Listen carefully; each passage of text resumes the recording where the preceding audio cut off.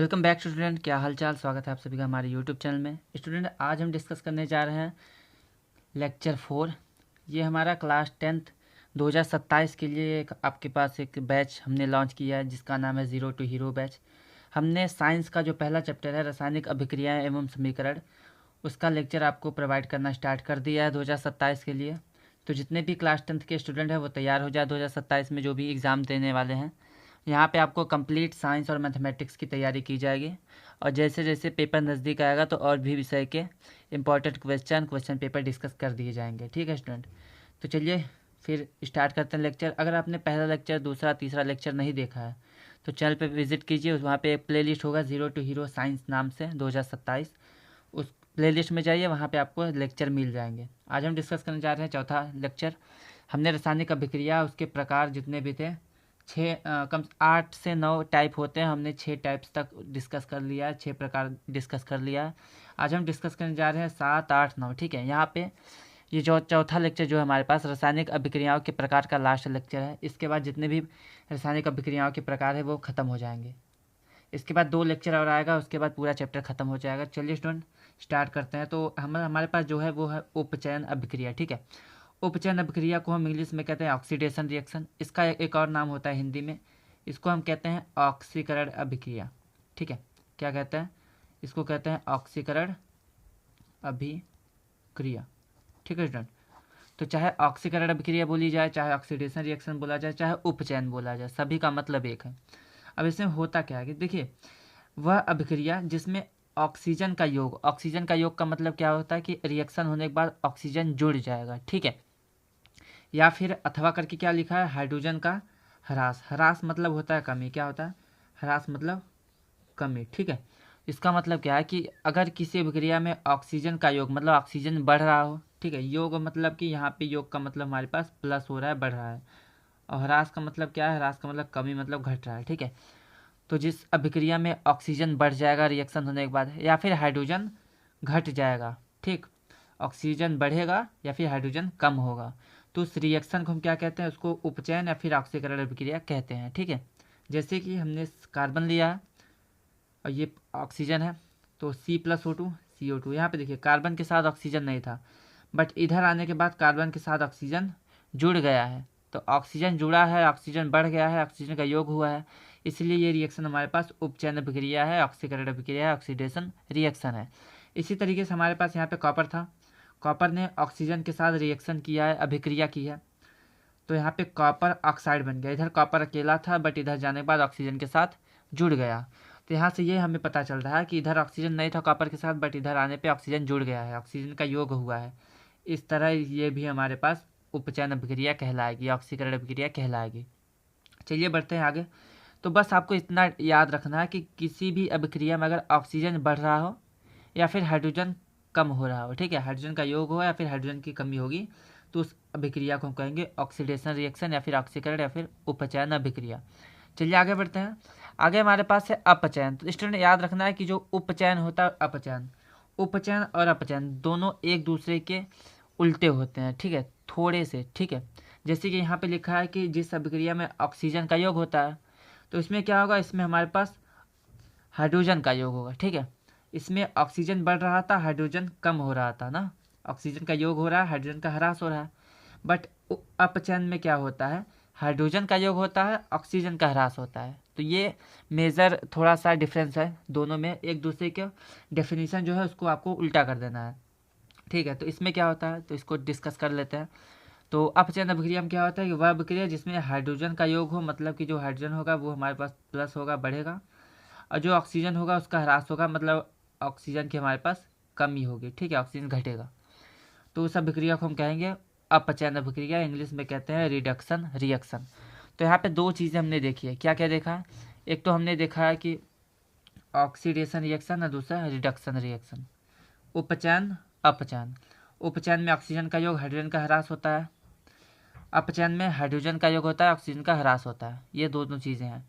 अब स्टूडेंट सबसे main important जो रिएक्शन होता है ये लास्ट रिएक्शन है और बहुत ही ज़्यादा इंपॉर्टेंट है। आपके स्कूल में हर बार पूछा जाता है, प्रैक्टिकल वाइवा में भी पूछा जाता है, बोर्ड के एग्ज़ाम में 100% यहाँ से क्वेश्चन आते हैं। तो क्वेश्चन क्या आता है कि रेडॉक्स रिएक्शन क्या होता है, ठीक है, क्या क्या बोला गया है, रेडॉक्स रिएक्शन, ठीक, रेडॉक्स रिएक्शन बार बार पूछा जाता है। तो देखिए रेडॉक्स रिएक्शन क्या होता है कि जिस अभिक्रिया में अपचयन और उपचयन, ठीक है, उपचयन अपचयन दोनों एक साथ हो रहा हो तो उसी को हम कह रहे हैं रेडॉक्स अभिक्रिया, ठीक है।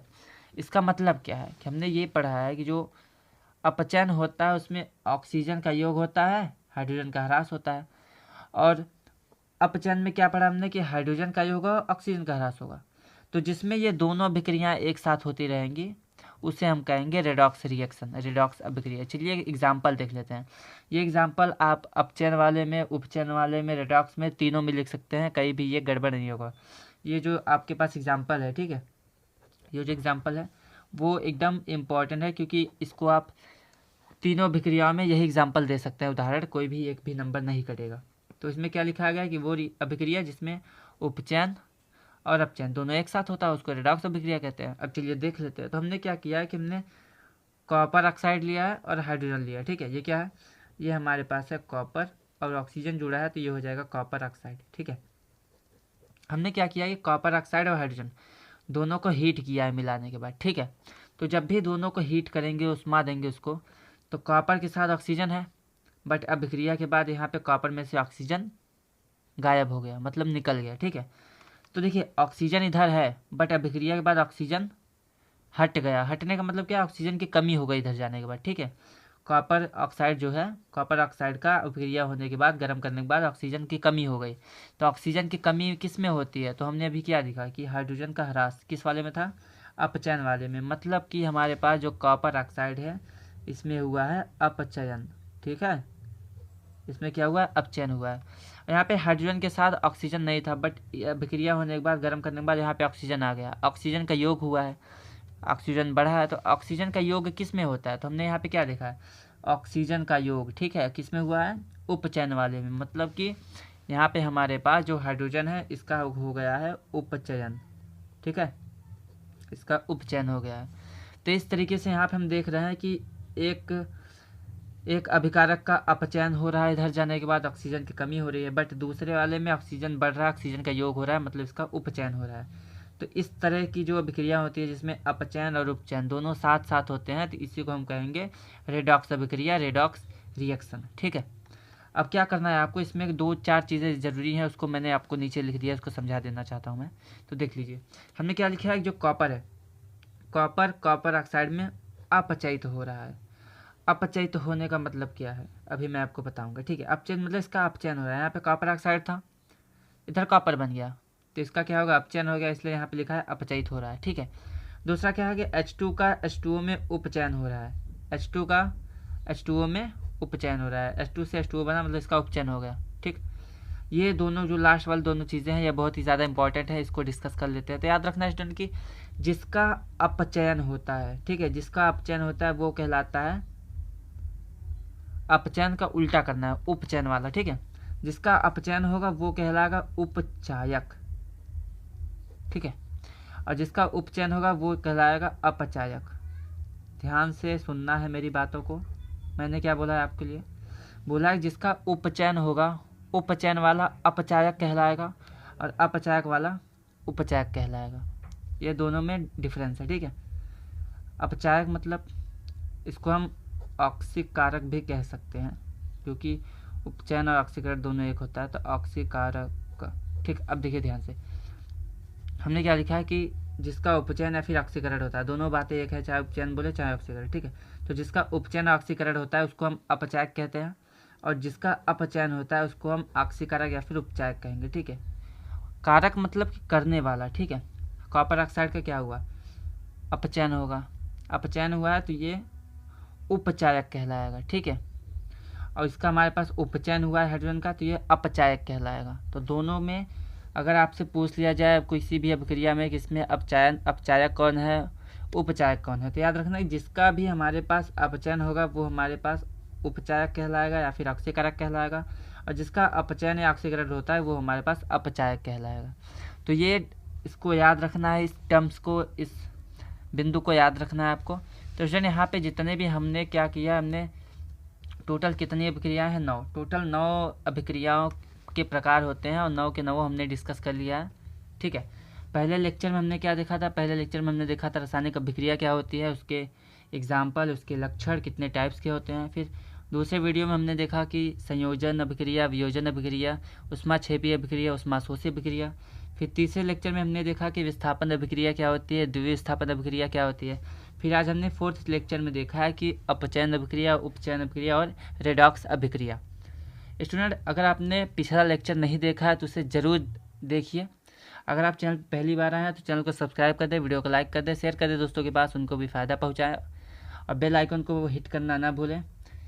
अब स्टूडेंट चलिए फिर मिलते हैं 5वें लेक्चर के साथ। 5वें लेक्चर में हम पढ़ेंगे संक्षारण अविकृत गंधिता क्या होती है।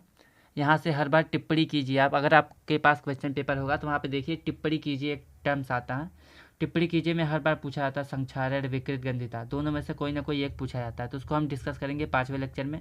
फिर 6ठे लेक्चर में हम देखेंगे रासायनिक अभिक्रियाओं को संतुलित किस प्रकार से किया जाता है। संतुलित रासायनिक समीकरण हर साल आता है 4 नंबर में, तो इसको बिल्कुल भी स्किप नहीं करना है। चलिए फिर मिलते हैं लेक्चर 5 के साथ, तब तक के लिए धन्यवाद।